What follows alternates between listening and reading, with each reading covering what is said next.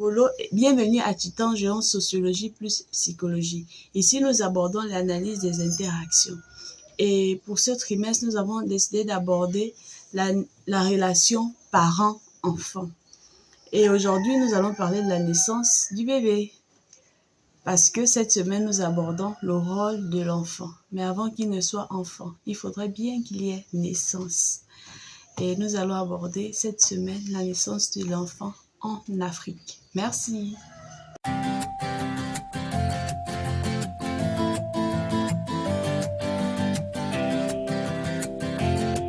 Comment ça se passe la naissance d'un enfant en Afrique?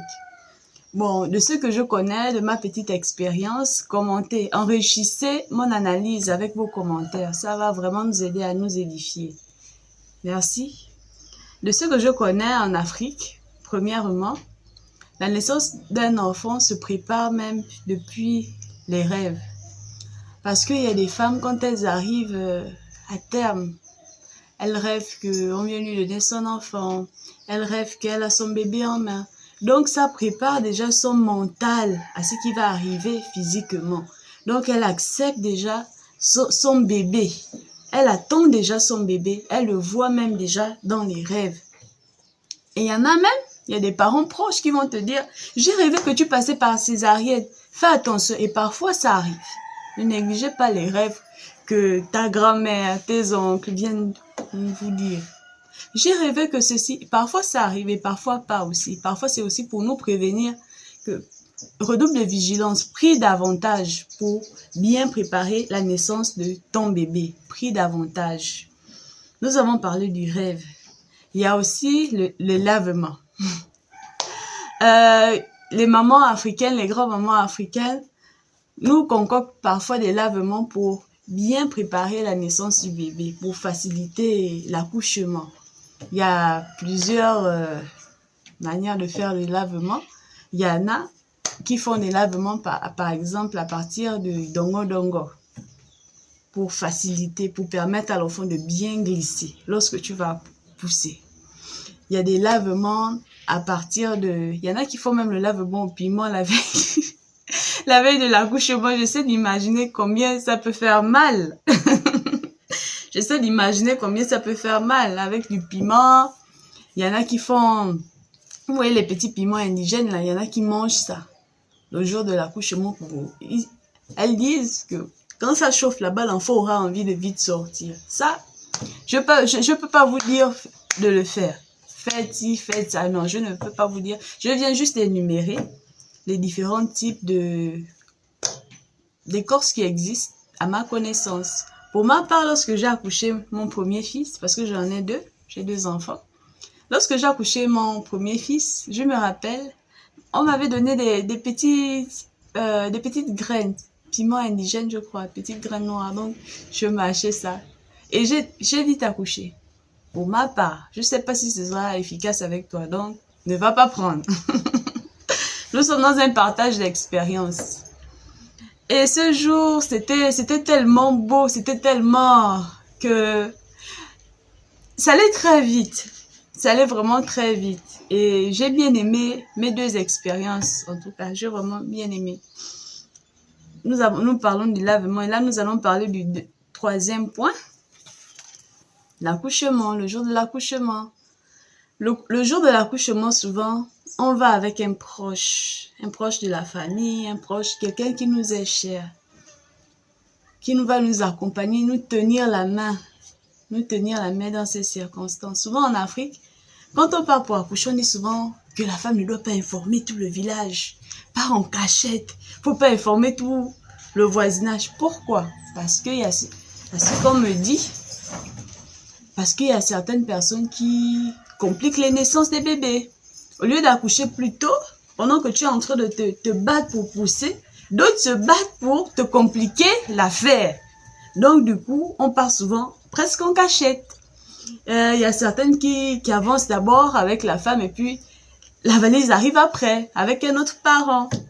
Je vais toujours parler de mes deux expériences. La première fois que j'ai accouché, on est parti avec mes deux belles-mères, bon, la grand-mère de mon mari, ma belle-mère et ma maman. J'étais très bien entourée. Mais tellement j'étais dans... j'étais dans un autre level, un autre niveau, que je voyais tout merveilleux. Tellement j'attendais mon bébé depuis, je l'avais vu depuis dans les rêves, j'attendais mon bébé. Je disais, oh, la maison elle est belle. Il y avait une maison en face, juste de la clinique. On était à l'étage, on apercevait les maisons à l'époque. Donc, je voyais la maison là tellement magnifique que, après l'accouchement, je regarde, oh, c'est même ça la maison. Jusqu'à présent, maman Vicky, à chaque fois qu'elle regarde mon premier fils Ethan, elle dit, oh, la maison elle est belle, hein, tu te souviens? Je dis, ah, maman, laisse ça, c'est une fausse maison même. Et par contre, avec mon deuxième fils, quand nous sommes partis, je m'attendais pas à aller accoucher, en fait. Je n'avais pas trop mal. C'est ma mère qui me disait, là, ta démarche, là, tu vas bientôt. Je dis non. On s'apprêtait à aller faire les courses, on allait au marché. Maman m'a dit non, on va voir. Parce que là, et quand on arrive, oh là là, aïe, Dieu merci qu'on était là. Et c'est aussi allé très vite par la grâce de Dieu. Vraiment par la grâce de Dieu. Pour bien réussir ton accouchement, faut mettre ça en prière. Le rêve, tout ça. Si tu ne mets pas ça en prière, tu vas voir que beaucoup de choses vont être tellement compliquées. Mon deuxième accouchement, Dieu merci, il y avait maman Clarisse à côté, une sage-femme, qui est aussi ma soeur en Christ. Donc, elle nous a tellement bien accompagnés. Et Dieu va appeler des personnes autour de toi que tu ne vas même pas comprendre comment ça se passe. Tellement ça va bien se passer. Les gens vont venir de part et d'autre t'aider. Mais si tu veux jouer en solo, que non, c'est mon accouchement, et ma soeur, ou bien mon frère, vous allez vous mordre les doigts. Hein? On dit les doigts de la langue, en tout cas. Après le jour de l'accouchement, il y a maintenant l'arrivée de l'enfant à la maison. Comment ça se passe? Ici en Afrique, il y a certaines coutumes, il y a certaines traditions qui disent de mettre d'abord l'enfant sur le seuil de la porte et puis traverser le bébé. Ça porte chance. Étant chrétienne, moi, je n'ai jamais fait ça. À chaque fois qu'on arrive, on rentre à la maison, on prie, on loue Dieu et puis tu es bien arrivé quoi. Et puis après des jours qui suivent ou le jour même, il y a depuis l'hôpital même, il y a les parents qui viennent déjà voir le bébé, féliciter pour le nouveau-né. C'est comme ça que ça se passe chez nous. On vient vous féliciter, on vient voir le bébé, on vient vous embrasser. Aussi, après quelques temps, après un mois parfois, pour symboliser l'arrivée du nouveau venu dans la famille, il y a certaines familles qui organisent la sortie du bébé.